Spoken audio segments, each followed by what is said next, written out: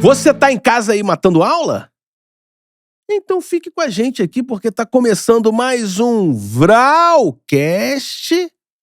Hoje a gente tá recebendo aqui o educador, antropólogo, pedagogista, existe isso? Existe. E criador da Escola da Ponte, José Pacheco. Bem-vindo ao Vral, professor José. Bem-vindo também. Bem-vindo, José Pacheco. Eu queria até começar fazendo uma pergunta que certamente toda a nossa audiência também deve ter. Com certeza. Bem-vindo tem hífen?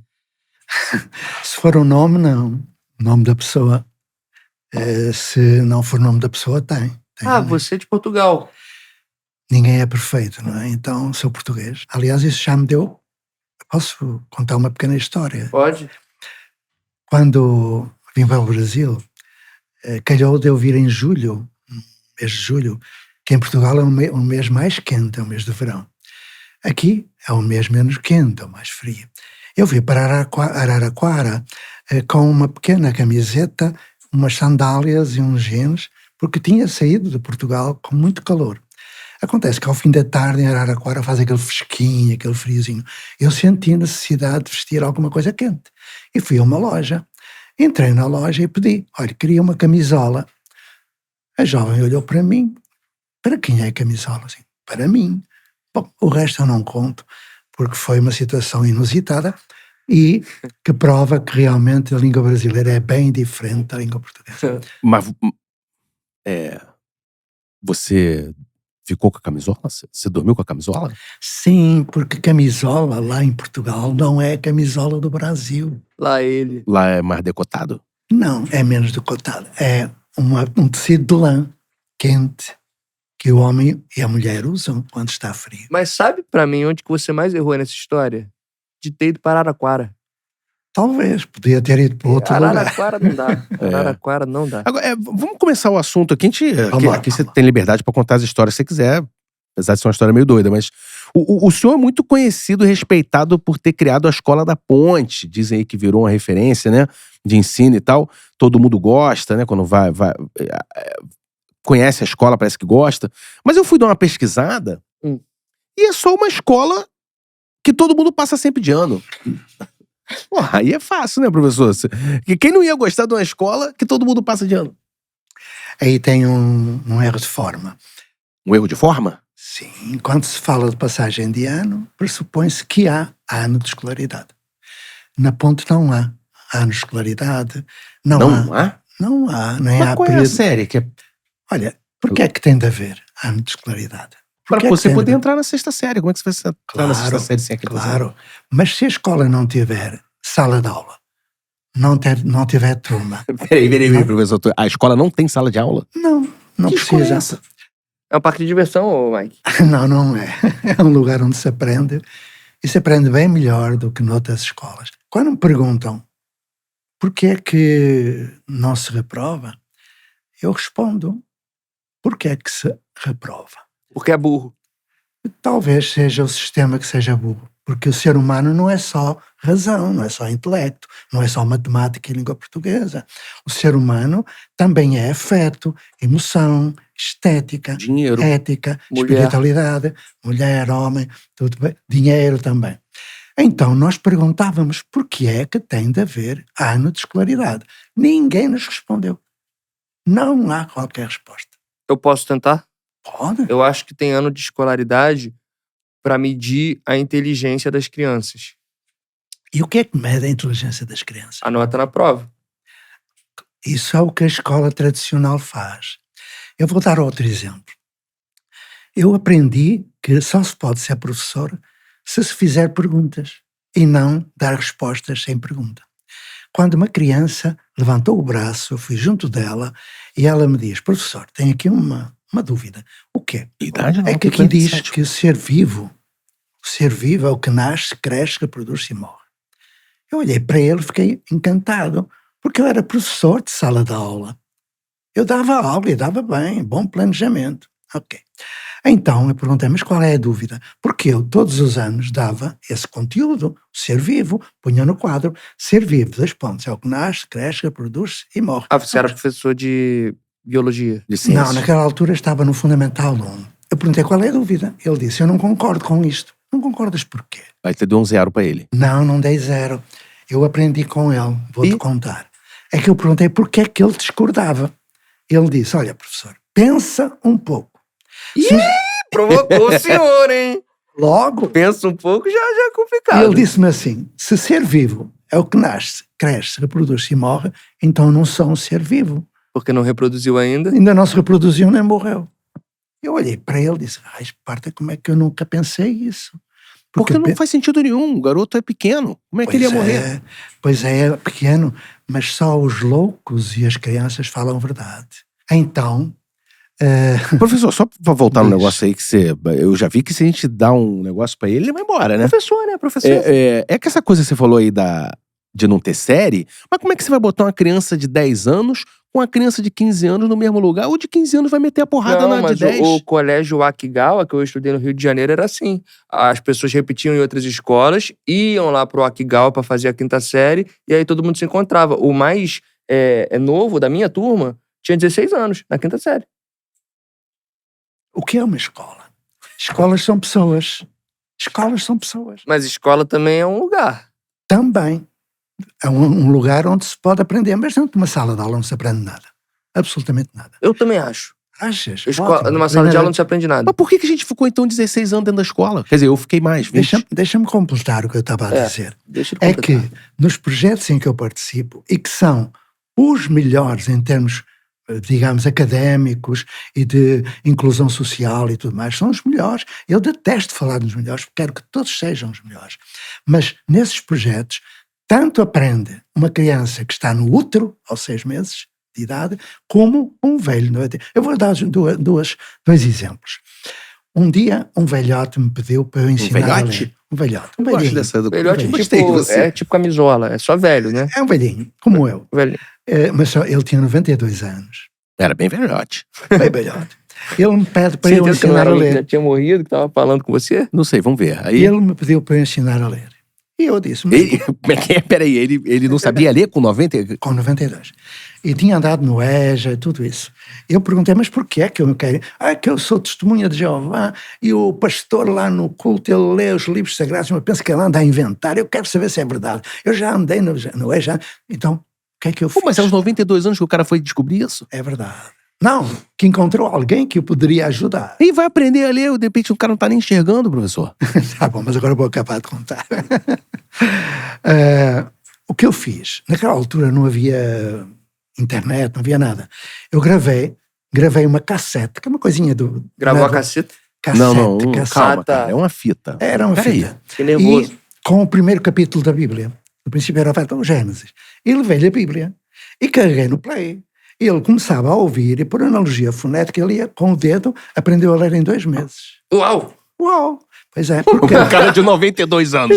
Se ele fosse aprender em 10 anos, o cara não ia servir. Então vou dar-vos Que outro bom que ele exemplo, aprendeu em 2 meses. outro exemplo para vós entenderes melhor. Uma senhora, 32 anos. 32. Uma moça. Uma moçoila. Sim, mas já tinha a filha lá na escola. Moçolote. Uma moçolota. Não conhecia esse termo. Vou ganhar o dia com... Moçolota? Moçolota. Ela já tinha uma filha na sua escola? Tinha. Ela veio ter comigo. Professor, ensina-me a ler. Você ensinou a minha filha, ela já tinha andado em 2 escolas e não sabia ler, agora veio para aqui, em 3 meses aprendeu a ler. Aprende, nós temos maneiras diferentes, não é? Respeitamos o direito à educação. E ela... Mas eu perguntei, por que é que quer aprender? E ela disse, é o meu marido. Assim, marido? Chega tarde agora, 1 da manhã. Eu pergunto, maridinho, como é que é? E ele, estou a trabalhar. Diz ela, eu ando desconfiada. Se eu soubesse ler os papéis que ele tem no bolso do paletó, eu tirava a limpo. Eu disse, pode trazer um papel? Ela trouxe. Isso, professor. É verdade. Ela trouxe. Ela aprendeu a ler com aquele papel, aprendeu a ler em 2 meses. Separou-se no 3º mês. Separou-se no 3º mês. Claro. O senhor... E o senhor... Era o quê? Era me encontre no banheiro às 2 da tarde. Não. É que a leitura, como diria o nosso grande Paulo Freire, ela é leitura do mundo. É leitura do mundo. É leitura crítica. Ok? E como na minha escola não há um palrador dentro de uma sala a incutir, muitas vezes, falsa informação, como foi o caso do Ser Vivo, não, nós escutamos as pessoas. o que elas perguntam, o que é que elas querem, construímos roteiros de estudo, fazemos pesquisa, produzimos informação, passamos ao conhecimento e o resto até... Mas aí você tem que saber o de cada criança, né? De cada Isso criança. dá muito trabalho, não é melhor? Não dá. Trabalho nenhum. Depende da organização. Repara, eu estou a falar de trabalho de equipe. Trabalho de equipe. Na minha escola não há professor sozinho em sala de aula. Professor sozinho em sala de aula, professor solitário, é do século XVIII, da Prússia militar. Mas como é que ia ter professor sozinho na sua sala de aula se tem uns moleques de 16, 17 anos junto? Ia juntar o professor na Tem porrada. moleques de 40 anos, 50 anos, Olha aí. moleques de 4 anos. Por que não? Na mesma sala, um moleque de 4 e Sim, 50? Olha lá em tua casa, E como é que é a relação deles? vai lá ver, em tua casa, tu tens um Vai espaço ter que ir lá em Portugal. para até aos 4 anos, e espaço para os avós, e espaço para os pais separado, não tens. Lá em casa, o teu banheiro não é o banheiro do teu pai, do teu filho? Porquê é que na escola não é o mesmo? O senhor tá fazendo perguntas pra mim? Estou a fazer perguntas. Eu não tenho uma casa própria. Eu moro com a minha mãe. Então pronto, na casa onde tu moras, o Ela banheiro mora. da tua mãe não é o banheiro que tu tens também para Não, ti? o banheiro da mãe dele é um banheiro até que eu uso. Cara, não, brother. Não precisa saber disso. É Ok. um banheiro Não, que mas é porque ele, é a tese que a minha dele. mãe... Foi o que ele quis dizer, que todo mundo usa o mesmo banheiro. É isso que eu entendi. Sim, mas na casa lá... Mas, professor, eu acho que você tá esquecendo uma coisa, só pra voltar na coisa do repetente, que muito importante, que é o seguinte: você também, sem um repetente numa sala de aula, aquela turma ali, ela perde a credibilidade, por exemplo, nos esportes. Porque toda escola boa em esporte tinha um repetente ali na quinta série. Que era o melhor, né? Que era o maior, o melhor, entendeu? Mas a turma dele, o Mike, é uma loucura. Porque a turma dele, por exemplo, o vôlei, tem um menino de 4 anos e outro de 50. Os dois na rede. Não, o problema é quando o de 4 vai sacar, né? Exatamente. É um problema, realmente. O 4 é mais pequenino. Bom, vou-te dar a resposta. Eu estou a falar de uma nova construção social de aprendizagem e educação, onde a escola não é o prédio. Escolas são pessoas, e os seus valores, e os seus princípios, e o seu território, e as suas necessidades, e o seu potencial. Estou a falar de tudo isto muito rapidamente. Mas aluno repetente é, por exemplo, o Domingos sem pescoço. Domingos sem pescoço Domingo sem pescoço. era o que eles chamavam. Domingo é uma pessoa? Era uma criança Sem pescoço. sem pescoço, porque era muito baixinho, muito agarradinho. E as pessoas têm tendência para dar nomes às nomes. Então ele chegou um dia à escola e eu percebi que ele tinha uma história que levava à conclusão de que ele já tinha reprovado 4 vezes. Tinha entrado aos 6, tinha 10 anos, não sabia ler, nem escrever, nem nada. Sabia ler mal, escrever mal. Aí eu fui recebê-lo e ele estava assim, como quem quer ir ao banheiro, não é? Eu perguntei, meu menino, tu queres ir ao banheiro? Ele olhou para mim, chefe, caralho, onde é que se mija? Foda-se. E xingou. Eu xingou assim, calma, olha ele e tal. Ele foi. Só que esse miúdo, essa criança, ela tinha passado por situações escolares terríveis de reprovação sucessiva, mas também tinha passado por recusas de adoção sucessivas. Ou seja, tinha sido abandonado pelos pais, tal. Era uma história muito confusa. Então, o que é que nós precisamos fazer com ele? Dar-lhe a oportunidade dele perceber que a escola não é uma competição, que uma escola é solidariedade, é cooperação, é interajuda, é aprendizagem com o outro. A autonomia é isso, é eu aprender com o outro. Um dia, eu passei pelo grupo onde ele estava e os jovens que estavam com ele disseram, ouve lá, aqui nós temos um dispositivo que é o acho bem e o acho mal. O acho mal, quando tem muitas queixas de uma pessoa, todos nós padecemos, porque lá a responsabilidade é de todos. Eu sou responsável por ti, e tu por nós. É assim. Não há diferenças. Há uma diferença, mas a diferença é respeitada. Então, eu ouvi falar assim, lá, Domingos, tu dizes tanto impropério, tanto palavrão, que qualquer dia, não acho mal, tu vais para tribunal. As crianças tinham feito um tribunal, porque o ser humano ainda está na proto-história da humanidade. Ainda precisa de tribunais, ainda precisa de julgamentos, ainda precisa de prisões, ainda precisa de guerras. Ainda estamos nessa fase porque o sistema educativo levou a isso também. Mas não é só. O sistema educativo levou às guerras? Levou. Cortezinho. A Maria Montessori falava isso. Então a gente tem o cortezinho que... A Maria Montessori é aquela que é contra o celular? Não. Aliás, eu sou a favor do celular. Nas minhas turmas, na escola, é obrigatório o celular, porque é um instrumento de pesquisa. Não se deve proibir, deve-se educar o consumo, que é outra coisa. Mas isso, deixa-me acabar a história. Então, o que é que o Domingos faz? O que o grupo mandou. Pôr os palavrões todos e à frente ver se tem no dicionário. Se não tiver no dicionário, ele não pode dizer. Ele aceitou o jogo. E foi ver o primeiro palavrão. Puta que pariu. Não, cagar. Estava no... Cagar? Ordem alfabética. Cagar não é palavrão aqui no Brasil. Mas ela era. Enfim, também não sabe porquê. Foi ao dicionário, não encontrou. Não tem cagar no dicionário português? Não tem. E como é que vocês fazem? É um defeito. Lá não caga, então. Cagam, mas não tem no dicionário. Ah, tá. Então, o que ele fez? O grupo diz, vai haver no defecar. Ele foi ver o defecar. E no defecar ele viu que era expelir as fezes pelos anos. Ele perguntou aos colegas, olha lá, as fezes é a merda. É a merda. O ânus é o cu. É o cu. Então pronto, o que é que ele faz? Corta o cagar e põe à frente. Defecar. E foi fazendo isso. Mijar, urinar, tal. Vai tomar no ânus que ele começou a falar isso? Não, mas vais ver o que é que ele escreveu no Acho Mal. Ele foi ao Acho Mal e escreveu isto. Eu acho mal que os meninos desta escola vão ao banheiro, defequem, o verbo defecar, e deixem o vaso todo cagado. Estás a ver que ainda estava entre o vernáculo e a linguagem própria. Vernáculo? Bom, depois se quiser já vou adicionar também. O que eu quero dizer é que quando nós recebemos alguém, não o vamos reprovar nunca, sem saber quem é essa pessoa. Eu até tinha esquecido que a gente tá falando de reprovação. Não, a gente tava falando do Domingo Pescoço. Ele Mas conseguiu ele o pescoço?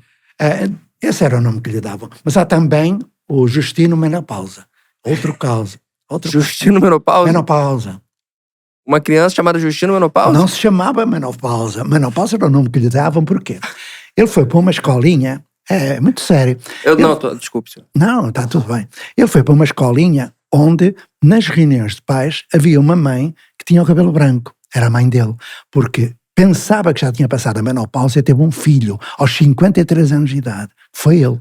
Então as pessoas começavam, ele é o Justino Menopausa. Ele interiorizou aquilo, saiu daquela escola, veio para a Ponte. E na Ponte, acho que não vou contar a história, só vos vou dizer que deixou de ser Justino Menopausa para ser um ser humano respeitado. Eu posso contar uma história muito triste, posso contar? Muito triste? Pode contar. Posso. Fudeu, acho que aqui... Mas podem perguntar sempre que quiserem. Porque é a história que é ao limite. A história que é o limite, tá? Eu fui para uma escola brasileira,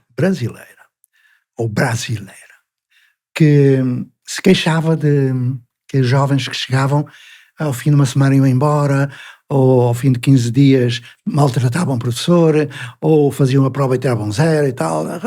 Toda a escola brasileira. O Akigawa é isso. Era o Akigawa que você estava. Não, aqui no Brasil. As escolas... Mas o Akigawa é aqui no Brasil. Porque o nome Então é isso. Acontece que eu estava lá nessa escola e chega um jovem com um 38 metido aqui atrás. Não. Um revólver? Sim, meu filho. Não vou dizer onde é, porque infelizmente há muitos lugares assim. E os funcionários fugiram, eu fui ter com ele, consegui que ele se sentasse, conversei um pouquinho com ele. Você conversou com o menino armado? Sim. Você estava armado também? Eu não. Tem que... Eu estava armado de algum conhecimento no campo da educação. Mas isso... Não usem armas, usem livros. É uma prática. E que estamos no mundo é para servir o outro. Então, quando eu lhe pergunto, por que é que você está assim zangado? Ele não disse o que ia fazer. Disse, é que hoje nem tomei banho, porque quando há falta de água, a comunidade é a primeira a ser... Pois é, mas por que é que tu não poupas água da chuva? E quando... Não, eu vou à cidade, vamos queimar 2 ou 3 ônibus. Mas vais durante a vida queimar quantos ônibus para ter água em casa? E ele, mas como é que é isso da chuva? Pronto. Posso dizer que ele hoje, isto foi há 12 ou 13 ou 14 anos. Hoje ele está preso. Não, ele é engenheiro hidráulico, criou 2 empresas de construção de cisternas de recolha de água de chuva, faz irrigação de horta comunitária e emprega entre os seus funcionários síndrome de Down e paralisia cerebral. Mas armado é mole, né, professor? O cara chega armado e fala assim, vou fazer teu encanamento. Você fala assim, então Meu faz, amigo, eu nasci numa favela. Morria gente todos os dias mortas por ciganos. Eu sei o que é fome. Você? Sim, sei o que é fome, pai na prisão e mãe morta. Eu sei muito bem como se vive nas favelas. Tá bom? Trabalho desde os 4 anos, mãos em sangue, para que fique sabendo. Só para explicar que eu entendi quem era aquele jovem. E o que é que aconteceu? Ele começou a ir lá, ver como é que era a água da chuva e tal, entrou na física, na matemática, na história, na geografia, tudo mais, e aconteceu algo que eu vos vou rapidamente contar. Um dia eu chego e dizem-me, olha, o Maicon hoje está terrível, está a bater em toda a gente. O Mike? Maicon, o aluno. Eu agarrei-o por trás, ele tentou fugir, deu-me cotoveladas, fui fugindo, até que partiu-me os óculos, atirou pelo ar, abriu-me um lenho aqui, eu fiquei muito irritado, mandei todo mundo embora, virei para mim, sentei-me no chão. Aos 5 anos, aquele Maicon estava no barraco, chegou um carro da polícia com policiais com fuzil, a mãe defrontou os polícias, morreu em cima dele, uma bala trespassou, a mãe furou-lhe um pulmão. Foi para o hospital, saiu do hospital, foi para a casa de uma vizinha, cujo marido, companheiro, era alcoólatra. Um dia chegou muito bêbado, pegou na cabeça do Maicon, bateu contra uma parede, mandou em coma para o hospital, meio ano entre a vida e a morte, com sequelas terríveis, aos 5 anos de idade, e a escola não sabia disso, e a escola reprovava, e a escola abandonava. Aí, passado um bocado, ele olhou à volta, viu que não estava ninguém, olhou para mim, deu um sorriso e disse, tio, eu posso fazer uma pergunta? Porque foi quando eu chorei, o tio também chorou. Ele foi meu tutorado durante meio ano, até que eu precisei de ir para outra escola, que eu faço voluntariado em muitas escolas, gratuito. E quando eu fui para outra escola, eu perguntei às professoras, quem é que fica com o Maicon? E uma professora levantou o braço. Eu posso ficar como tutora do Maicon? Eu perguntei, por curiosidade, por que é que tu queres ficar tutora? Ela deu um sorriso e disse, eu quero ajudar o Maicon. Porque foi o Maicon, professor, e os amigos do Maicon, quem matou o meu filho. Oh, meus amigos, um país que tem professoras que querem salvar a vida e ajudar de quem matou o filho é um país com futuro. Só que neste sistema de ensino, nunca mais. Perdoai o tom que eu utilizo, porque estou velho e me emociono. Assim, pelo menos você não está armado, né? Imagino. Estou muito armado. Conhecimento. Não, ignorância. Eu espero aprender muito até o fim da vida. Então, deixa eu te fazer uma pergunta, só voltando aqui. Porque você falou aí, tudo bem, que não passa, não tem turma, voltando na coisa da escola da ponte lá. Mas por que uma criança vai estudar se ela já sabe que ela vai passar de ano, professor? Não é ano. Olha, quando os inspetores... Ela vai querer só ficar jogando bola. Fica. Vai lá ver ela jogar a bola. Qualquer criança com 6 ou 7 ou 8 anos... Eu tô gostando do senhor, quando o Mike vê, tu manda, vai lá ver. Vai lá ver. Mas eu não tenho como ir ver, você faz isso porque você não quer contar o que você tá falando. Eu fiz um livrinho agora que se chama Por que não há mais escolas como a Escola da Ponta? E esse por que livrinho, tua causa? Minha causa? Mas eu não vejo nada. É, porque quando tu fazes perguntas e eu te devolvo a pergunta, por exemplo, se tu disser, porquê é que não se reprova? Eu volto a pergunta para ti, porquê é que se tenta reprovar? O que é reprovação? O que é uma nota? O que é que uma prova prova? Não prova nada. Uma prova não prova nada, absolutamente nada, a não ser a capacidade de tu reteres informação na memória de curto prazo, debitar num papel ou num computador e passado um ano fazes a mesma prova, já não sabes nada. Queres ver? Tu sabes fazer raiz quadrada? Não sabes. Eu nem sabia na época. Pois. E tiveste aula sobre raiz quadrada. Mas a maior parte das pessoas aprendeu. Não aprendeu. Fez prova. Não aprendeu. Porquê? Quantas vezes é que precisaste de raiz quadrada na tua vida? Nunca. Eu nunca encontrei ninguém que precisasse. Então por que é que está no currículo? É? Se eu precisar de aprender raiz quadrada... Pô, agora eu gostei. E não ensina várias coisas que você tem que usar na vida. Por exemplo, abordagem com mulheres, né? Não tem aula disso. Não tem e deve ter. De mulheres e homens, lógico. Sim, sim. Porque é o domínio do afetivo e emocional. Totalmente. E eu é isso. Por exemplo, hoje eu chego na frente de mulheres e eu fico muito nervoso. Agora, uma pergunta que eu faço pro senhor. Não tem prova. Não tem prova, entendi isso. Tudo isso, beleza. Tem avaliação. Avaliação. Mas como é que faz pra entrar na faculdade? Como é que se matricula? É com uma avaliação? Como que entra? Olha, a pergunta que eu deveria fazer, mas vou responder, seria uma pergunta também. Por que é que há prova de acesso à universidade? Por que é que há Enem? O Enem não avalia... Por que é o Enem? Boa. Por que é o Enem? Por que é que há? Porque há um cursinho e porque o cursinho tem de ganhar dinheiro, e porque há mercantilização da escola pública, e porque há sucateamento de escola pública, e porque há um ensino superior. Haverá algum ensino inferior? Mas se todo mundo passasse, como é que ia estudar onde? Não há passagem, há aprendizagem. Eu pergunto muitas vezes, por que é que há ensino superior? Por quê? Alguém sabe? Por quê? Pra formar profissionais. Não é isso. Por que é que existe? Por quê? Sim, porque é que há segmentação entre Fundamental 1, Fundamental 2, ensino médio, ensino Não, porque superior? um você aprende a fazer prédio. No outro você aprende a cirurgia. E na escola você não aprende nada. Não aprende? Tá bom. Então, vai lá ver. Vai lá ver como. Vou dar um exemplo. Eu vou comprar uma passagem. Como se aprende? Pressupõe-se, por exemplo, que uma rapper surge quando já tem uns 15, 16, 17, 18, que começa a preparar-se para, como adulta, ser Uma rapper, uma cantora de Uma rap. cantora de rap. cantor. Nós acolhemos uma jovem de 9 anos na escola onde eu estava no Brasil. Não vou dizer o nome, não vale, ou melhor, vou dizer o nome. Diz o nome. Escola do Projeto Âncora, Cotia, periferia de São Paulo. Ok? Vamos lá. Projeto Âncora recebe uma jovem, eu pergunto-lhe, o que é que tu queres ser? Não é quando for grande. Perguntar quando for grande é um xingamento. Criança não vai ser. E nós agora, que estamos a um tempo, daqui por algum tempo, a maior parte das profissões já desapareceu, não podemos, temos que ser, digamos, designers nós próprios e preparados para várias atividades. Então eu perguntei, o que é que queres ser naquele momento? Ela me disse, olha, na minha comunidade... Mas se uma criança falar que quer ser médica, professor, naquele momento, como é que vai fazer? Na escola dele pode. Vai ser médico. Você vai botar ela pra operar alguém. Claro. Com 12 aninhos. Não é com 12. Ela vai operar quando tiver competência e idade emocional para o fazer. Mas aí veio a rapper. A rapper. Eu pergunto-lhe o que é que tu queres ser? E ela, na minha comunidade há gente muito boa, não há só bandidos, sabe? Sim, eu sei, eu não lhe disse que eu nasci numa comunidade. Eu quero mostrar que há coisa muito boa tal. Como? Eu quero ser rapper. Eu perguntei-lhe, eu posso te ajudar a ser rapper? E ela olhou para mim como quem olha para um extraterrestre. E professor, eu também tio, achei que você abusou, não? Não, tio, você é mesmo professora? Tio, eu disse, sou. E quer me ajudar a ser rapper? Também. Fala que e há rima. muito mais gente.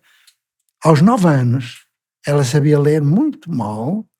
Aos 13, foi participar na abertura dos Jogos Olímpicos do Rio de Janeiro, ao lado da Carol Conká. MC Sofia. Está aí. E esta? Foi nossa aluna. Não fui eu, foi uma equipe. Não fui eu, foi ela, com um projeto de vida para ser rapper. Dá para entender? Dá. Tá, mas se eu chego na casa e falo pra minha mãe, ei mãe, você é rapper. É a porrada come, professor. O maior violonista brasileiro Era rapper? Não. Ah, tá. disse ao pai, quando tinha 12, 13 anos, que não queria ir mais à escola, não queria aprender. E o pai disse, o que é que tu queres ser? Violonista. Eu não digo o nome, digo Yamandu Costa. Pode dizer, tem amo. que dizer todos os nomes. Mas é uma técnica dele. Toda vez que ele fala que ele não vai falar o nome, ele fala. Pronto, porque é preciso que percebam que é real. Aí a Mandu, E o pai lhe Dudu, disse, o Dudu falou o o que quê? é que tu queres ser? E ele, tocar violão. Pronto. Para que é que ele tinha de aprender a raiz quadrada e o raio que os partam se ele queria era tocar violão? Mas Se eu Mas como é que quiser ele ia saber, sustentar a casa? tocando violão, Mas se ele olha, toca mal? ele toca bem. Não, pô, deu sorte, Mas ele nem toca todo bem. mundo toca bem, é. Se for cumprido o projeto de vida da pessoa, vou dar mais um exemplo. Escola da Ponte, agora já tinha, baixou, de vez em quando é assim. Baixou o quê, senhor? Aqui, a Escola da Ponte. Vamos lá. É que ele, não tem SUS. não, mas ele é meio sensível a essas coisas espirituais. Pronto, não baixou. Não Vamos lá. baixou, não baixou. Porque senão, pra mim, acabava aqui a entrevista. Não, calma, não baixou. Se Vai, baixasse, professor, eu aí... parava e eu ia embora. Então não baixou, se concentra. Vamos lá, baixou, pronto. Então chega um jovem, uma criança de 9 anos também, mas neste caso do género masculino. E eu lhe pergunto, o que é que se passa? E uma professora trouxe-me o documento que ele acompanhava. Ele tinha trissomia 21, aquilo que chamam síndrome de Down. E o documento dizia, o relatório, este aluno já passou por várias escolas, tentou aprender a ler, não conseguiu, não sabe ler nem o nome dele. Assim, caramba. E como nunca vai aprender, dizia lá, ensinar-lhe a apertar botões de camiseta, cadastro de sapatos. Eu fiquei bravo. Como é que se pode considerar um ser humano incapaz de aprender?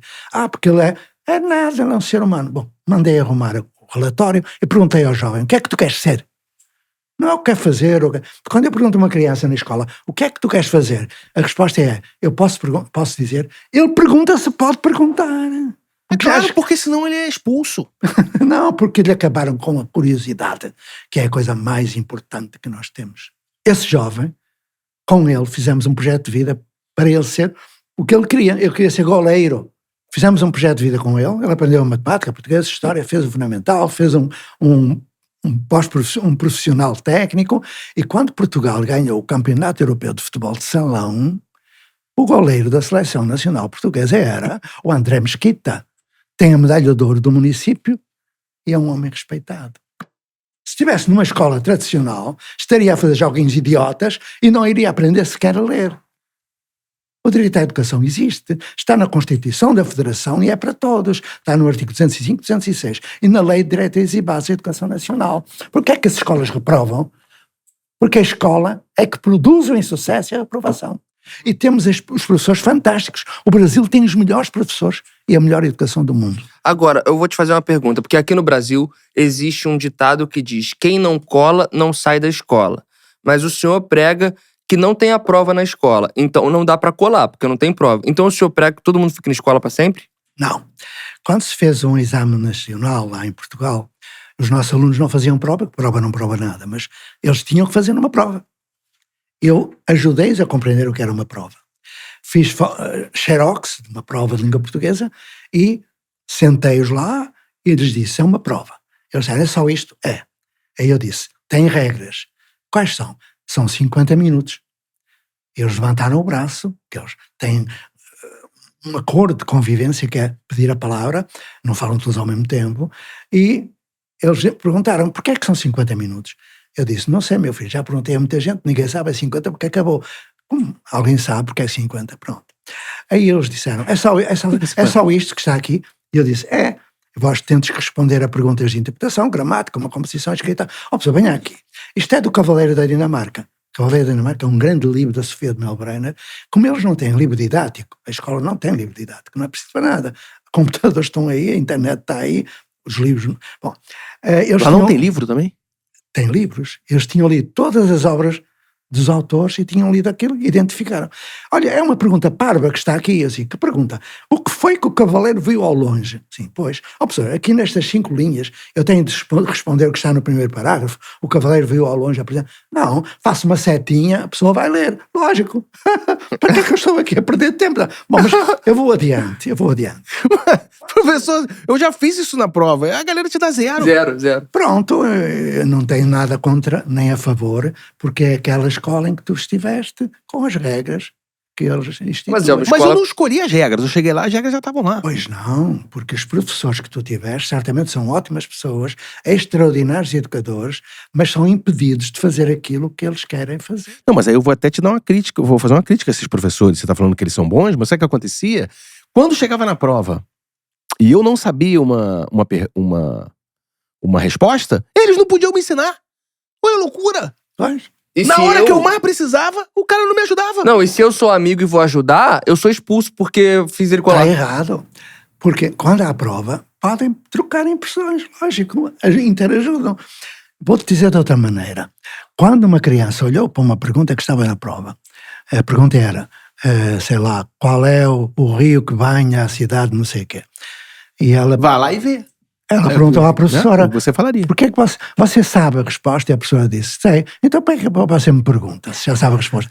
Ou quando a criança está a fazer um desenho... Eu tinha que ter estudado com ele. Quando a criança está a fazer um desenho, a professora chega e diz, o que é isso? É Deus. Deus, mas ninguém sabe quem é Deus. Quando eu acabar o desenho você vai saber. Lógico, porque a criança é criativa. Ela interroga, ela se manifesta na criatividade. Mas eu vou acabar a historinha que não acabei. Pode acabar. Eu achei que você tinha acabado numa coisa agora. Não, falámos da cola. Falamos da cola. Quando eles começam a fazer a prova, porque isto é uma história longa, mas eu encurtei. Quando eu digo, olha, pronto, não há mais perguntas, toca-te fazer a prova. Encostei-me, eles perguntaram, pessoa, o que é que está aí a fazer? Vai trabalhar, cara, está a perder tempo. Não, eu tenho de ficar aqui no dia da prova. É? É para ver se ninguém vai colar, né? Isso era o que... Te mandavam fazer. Mandavam fazer, mas eu não fazia. Aí, um jovem que estava lá há pouco tempo na ponte disse, eu sei porque é que a pessoa fica. E os outros perguntaram porquê. Que é para ninguém colar. E uma criança, minha aluna, levantou o braço e perguntou: professor, o que é colar? Ouviram bem? O que é colar? Eu senti-me miserável naquele momento. Eu senti-me responsável por todos os professores que ficam em sala de aula desenvolvendo valores negativos, deseducando. Sabes porquê? Porque quem fica em sala de aula fica no pressuposto de que os outros são corruptos, mentirosos, falsos, vão colar. Ou seja, o professor está calado, mas o não verbal fala mais alto que o verbal. Ele está a transmitir valores da falsidade, mentira, corrupção. Fazer prova é um ato de má educação e que não resulta em nada. Porque se eu quiser saber o que é a raiz quadrada, em 2 minutos eu aprendo, porque eu sei aprender. E é isso que os nossos alunos aprendem. Aprendem a aprender. Quando precisam, aplicam. Mas deixa eu te fazer uma pergunta, agora eu não sei. Como é que você sabe que o garoto sabe? Através de evidências de aprendizagem. Que são avaliações. Como é que são as avaliações que o senhor faz? A avaliação é processual, contínua, sistemática, formativa. Na lei diz que a avaliação deve ser formativa, contínua e sistemática. Eu não vou entrar em pormenores técnicos, não importa. Formativa, a prova não é, a prova é excludente. Não é contínua, ela é periódica. E não é sistemática porque ela incide apenas numa parte. Ou seja, escolas que fazem provas estão fora da lei. Querem que eu repita? Por favor, cortezinho, atenção. Por favor, professor, pode repetir. Eu adoro. Escolas que apliquem prova estão fora da lei. Escolas onde se dê aula está fora da lei. Escola onde se dê nota está fora da lei. Aí, ó. Tudo fora da lei. Chupa escola. Chupa! Aqui nós somos contra a escola. Eu sou a favor disso. Agora, professor... Mas não essa escola. Ah, tá. Agora, eu sou contra a escola. Ter calma. Ninguém baixou, tá? Vamos só... Eu vou avançar um pouco aqui, já pro segundo, que é assim... Que na tua escola, as crianças que escolhem o que elas vão estudar, não tem uma coisa assim? Que elas... Não é bem assim. Não é bem assim? Criança não faz o que quer. Gente, aí tem que pesquisar direito. Aí a gente... Também é assim. Eu não vou ler nada. Aí você escreve qualquer coisa aqui, aí eu tô passando vergonha. Criança não faz o que quer. Criança quer aquilo que faz. E agora teríamos de entrar... Repete. Criança não faz o que quer. Criança quer aquilo que faz. Ou seja, ela atribui importância àquilo que ela procura. Por exemplo, uma criança quis saber raiz quadrada. Eu posso contar a história? Não, você conta história. O senhor é bom disso. É porque são histórias, porque eu estou a falar de uma praxis, que é prática com teoria. Não há prática sem teoria. Ok? Então, uma criança, eu estava numa escola brasileira também, a criança entrou no espaço onde eu estava, essa escola não tem sala de aula, nem turma, nem porcaria nenhuma do século XVIII e XIX, tem, porque nós temos alunos do século XXI a trabalhar com professores do século XX como se trabalhava no século XVIII. Lógico. A profissão está aí. Então a criança diz, fulana, que era a tutora, eu acho que sei fazer raiz quadrada, eu acho que sei. Ela pedia avaliação. E a professora, a tutora, pegou no seu iPhone e colocou na câmara a gravar em vídeo entre ela para ficar como prova da avaliação. O que aconteceu? Durante cerca de 1 hora elas conversaram e eu estive escutando. Só vou falar 2 minutos. Ela perguntou, porquê é que tu estás a estudar raiz quadrada? E ela disse, olha, tu lembras-te que há 15 dias atrás o meu pai me tinha pedido para ajudar, que eles fizeram uma quadra lá na comunidade e eles não sabem pintar o lugar do pênalti, o lançamento do basquete, o círculo, porque eles já não se lembram de como é que se faz um círculo, como é que se mede, que é um ângulo. E nós fizemos uma equipe e um projeto. E a professora disse, sim, eu lembro-me muito bem disso. E então nós fomos aprendendo o que era um círculo, o que era o PR ao quadrado, fomos ver... Tudo isso aprenderam em 15 dias, dezenas de conteúdos. Para pintar uma quadra. Para pôr as sinalizações dos lugares onde o escanteio é feito, onde o lançamento é feito, etc. Que os pais não sabiam. Mas aí podia contratar alguém. Sim, poderia, mas não há necessidade. Então... mas aí teve que aprender isso tudo. Então ela foi explicando tudo o que fez, e tudo gravado em vídeo. Até que chega um momento em que ela diz, olha, pode-me passar aí uma raiz quadrada, porque quando eu estudei o PR ao quadrado, 3,14, 17, eu li num livro que era, e fui estudar. E a professora passou uma raiz quadrada de 6 dígitos, por exemplo, 402.477.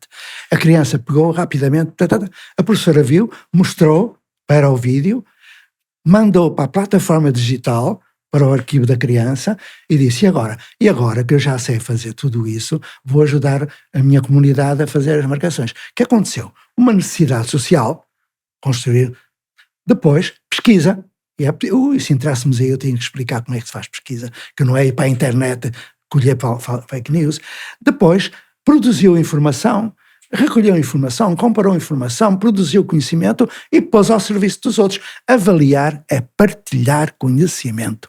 É pôr saber em ação, desenvolver competências. Já vos disse que no Brasil, o Brasil é o que tem a melhor educação do mundo. E a pior também. Tá. A pior, a que está no Ministério, é a pior de todas. Mas a melhor está aí. Posso falar-vos de Lauro de Oliveira Lima, posso falar-vos de tanta gente que criou escolas, que dão exemplo ao mundo, porque a Finlândia é uma bosta. Coreia do Sul, cortezinho, bosta. Finlândia é uma bosta. A educação da Finlândia é uma porcaria. Comparado àquilo que nós temos no Brasil, e que eu acompanho, é uma porcaria. Eu não sei se vós conheceis nomes como Anísio Teixeira. Jogador do Bangu? Não, Anísio Teixeira. Teixeiro, Anísio. Não, também não. Vou falar de Nisa Silveira, do Engenho de Dentro. Vou falar Sambista? Hã? Sambista? Não, dos maluquinhos do Engenho de Dentro, que os maiores malucos estão cá fora. Vou falar de Armando Alberto, de Duque de Caxias. Estou a falar aqui do Rio, perto do Rio. Vou parar. Por que você está falando desses nomes? Por quê? Porque Anísio Teixeira foi um dos maiores teóricos, dos maiores educadores que o mundo já teve. E o Brasil, ele propunha uma escola como aquela que eu proponho. Já na década de 1930, há 100 anos. Quando tentou fazer isso, o que aconteceu? Teve que se refugiar em Caetité, onde tinha a casa de família, e quando o chamaram para tomar assento na Academia Brasileira de Letras, no Rio de Janeiro, e ele saiu de Caetité para vir, como ele era muito incômodo para o poder, mataram-no. Mataram o Anísio? Foi. Então pronto, só para dar uma ideia, só para vos dar uma ideia de que é muito perigoso ser diferente. É muito perigoso. Mataram Anísio, puseram Darcy no exílio, puseram Lauro na prisão, puseram Maria Nilde na prisão, querem que eu diga o resto?